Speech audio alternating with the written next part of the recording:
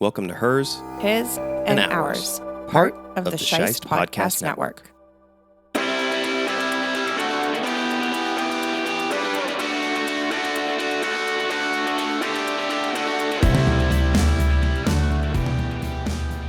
Season 1, Episode 2, An Act of Will. After William's burial, secrets come to light. Ojai Fruit is in financial trouble, and Justin finds out about his father's affair with the mysterious Holly Harper. Meanwhile, Kitty starts her new job and moves in with her mother. Okay, well, Season 2, Episode 2, we obviously left off on a little bit of a rough patch at the end of Episode 1. And of course, like I said, Daddy don't even get a hospital episode. He is in the dirt to start Episode 2. I mean, I think it's better that way, to be honest, because I think that was a directing choice, if you think about it, because I don't think, as bad as this may sound, the timeline of him passing or the extent of any potential CPR and emergency or life-saving medical interventions is really the point of the story. And they jump right into the nitty-gritty after the funeral right away. And also it highlights what happens to family as a collective when there's a death in the family. Yeah, that is fair. And I mean, you and I have collectively experienced more family deaths In a year and a half. Yeah. Well, in general, even outside of that. That's true.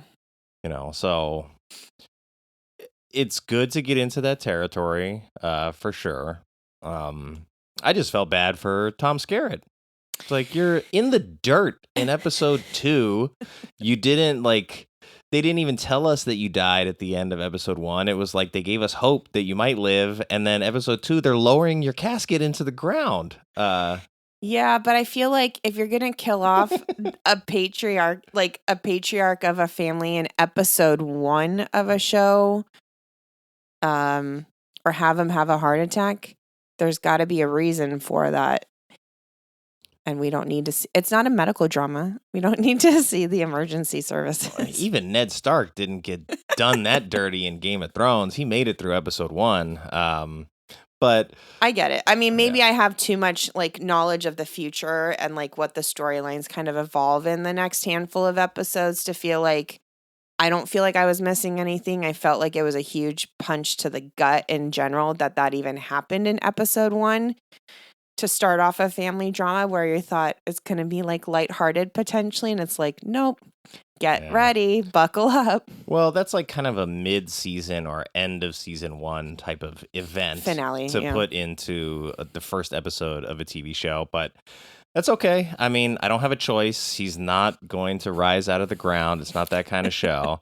But the second thing I had in my notes was Sarah's husband is a schmuck. He sure is. So I think when I said that she was my favorite character, the momentum of the following episodes sort of had me most invested in her storyline. Because she's got older brothers, but she is the leader of the children. She might even be the oldest sibling. I think it's tough to tell because they're not all announcing their ages. Yeah, if I remember correctly, I still think Tommy is the oldest of all of them. He definitely feels entitled. And that's why I feel like he's still the oldest. I think it's Tommy, then Sarah, then Kitty, even potentially, then Kevin, then Justin. But I could be wrong. We'll have to look it up before Episode 3. We'll look up the hierarchy of the children's ages, because the actor's age doesn't necessarily answer that question for us.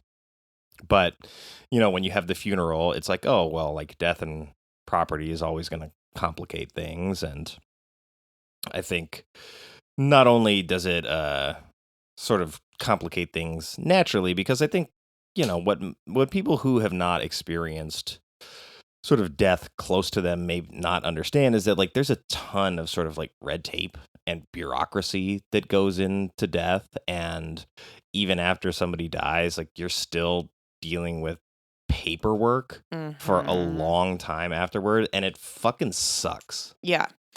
Side note, I did just look it up. Okay, well, and here I we was go. Almost correct, except I had them reversed. So it is Sarah, then Kitty.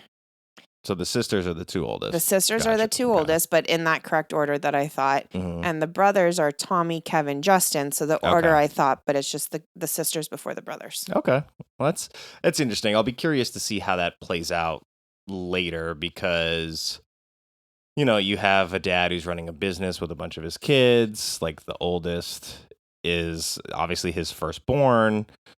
Maybe the one he trusts the most, maybe not. But then you have the son who's like, I'm the only son and I'm the oldest son. And so there's a lot of that, I think, interesting, well, this fertile soil to plant some seeds in. But we get Uncle Saul, right? And for some reason, like I said, he just always is a prick, Ron Rifkin. I don't think I've ever seen him not be a prick in something. So I don't know what it is about his demeanor or whatever, but we find out that he wasn't just a prick, but he's friends with his brother-in-law's mistress, right? Because he's not Tom Skerrit. He's not William's brother in this story. So he's Uncle Saul that works at the company, and you think, oh, this is William's brother. He's the uncle. No, this is Sally Field's character's brother, and he's friends with William's mistress. So he's cool with the woman that is fucking his sister's husband. And I'm just like, dude, how did he get so shitty so fast? Like, I already knew he was going to be a prick just from seeing him on the show. But then within the first, 10 minutes of episode 2, it's like, no, you might think he's a prick, but you have no idea how deep the rabbit hole goes yet. And so immediately I'm like, well, I hate fucking this guy. And he's so good at it, too. And he contains that secret for so long from Sally Field. And, his poker face about it is unmatched. I have sisters that are married, and I would not be cool with the person that their husband is having an affair with. Exactly. Would not happen. Yeah, I would hope not. Yeah, so automatically it's like, damn, he's a shitty brother, and he's a good brother-in-law, I guess, to William because he's keeping his secrets and he's a good employee. But damn, he's a shitty brother to Sally Field. Yeah, it's pretty sad. And like I said, the storylines and the the weaving of the storylines, they get so twisty. They do. And, I wrote here in my notes, way to go, Sally. I don't remember exactly what that's in regards to, but I think it's when she's coming to find Kitty at the studio because they're looking for the youngest brother, I think is what's happening, right? And so she goes to find Kitty at the studio, and she's like, I don't have time for your fucking bullshit. And then we get a glimpse of Kitty arguing with her, I guess, Democratic Co-host. Counterpart.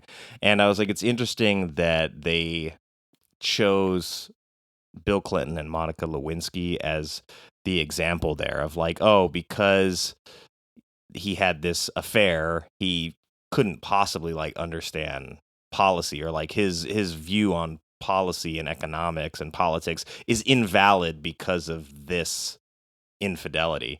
And so I'm like, yeah, that's not a completely unfamiliar talking point. So accurate, but also frightening in that it's accurate. But I don't remember exactly why I said way to go, Sally, other than she's doing something.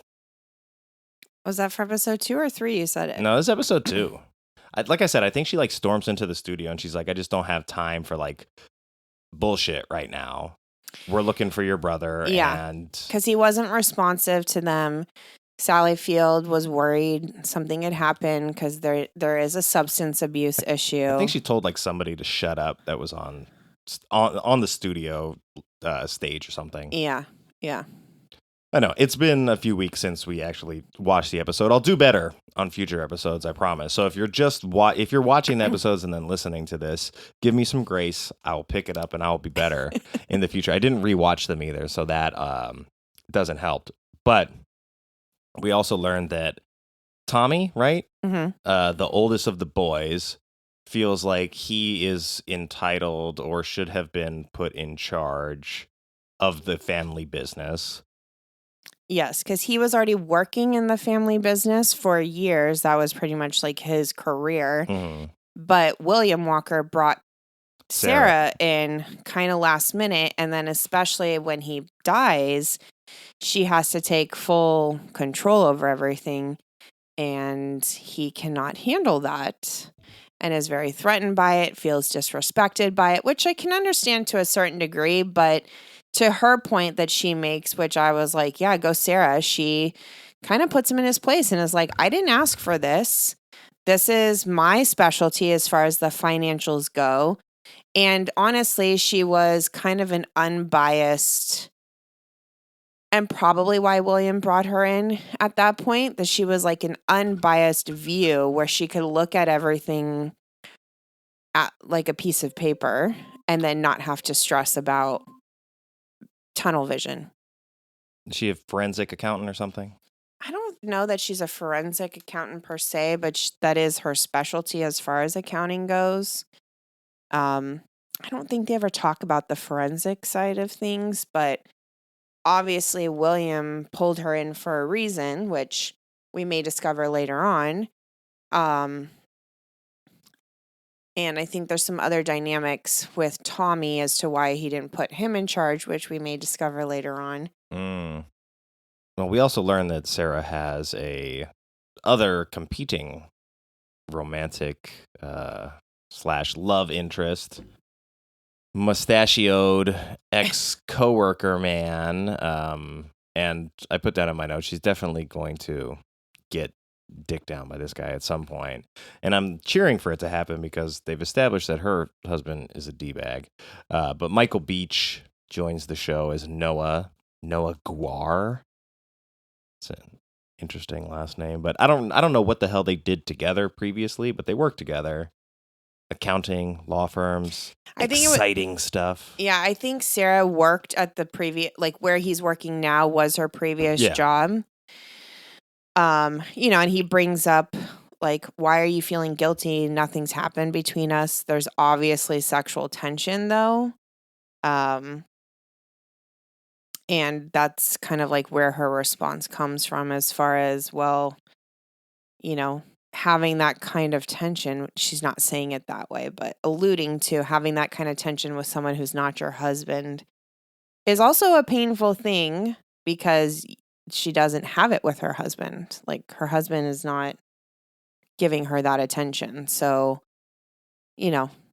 it'll be interesting. I don't entirely remember. It's been a while since I've rewatched this show, so I'm excited to keep going, but I don't entirely remember if anything happens or if we just kind of get that little seed of like, hey, there's something going on with this character in the marriage, and then that unfolds later on.